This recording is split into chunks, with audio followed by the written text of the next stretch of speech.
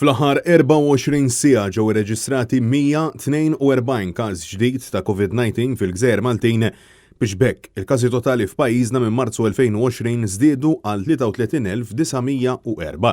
Dan ħabbar mill-Ministeru għas-Saħħa fejn ġie spjegat li fil-waqt li fortunatament bejn it-2 u 3 ma ġiet irrappurtata ebda fatalità kawża tal-virus ġew kalkulati bħala mfejqa 174 persuna. Dan ifisser li l-każi attivi naqsu għal 2230. Minkejja dan it-tnaqqis fl-aħħar 4 ijiem pajjiżna xorta waħda ra żieda ta' 534 każ ġdid, żieda pjuttost għolja meta mqabbla mal-ġimgħa ta' qabel. Ta' min wieħed jinnota wkoll li l-età medja tal-94 każ irrapportat tul il-jum ta' tnejn komplet tiżdied u telet għal 34 sena. Madankollu għad-differenza tal-jiem ta' qabel il-Ministeru ma tax ħiel dwar l-etajiet tal-persuni pożittivi.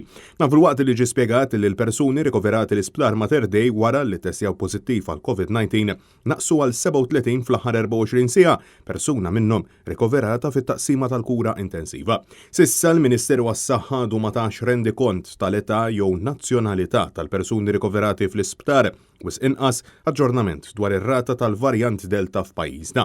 Intant, f'intervista waqt il-programm NetLive, it-tabiba Natasha Azzopardi Muscat, direttur mal-Organizzazzjoni Dinjija tas-Saħħa, saħqet li għalissa ma hemm ebda urġenza l-booster tal-vaċċin fil-waqt li spjegat li dan jaf niġu bżonnu minn hawn u 10 xhur oħra. Ma jidhirx li hemm xi urġenza imminenti bħalissa illi tingħata booster.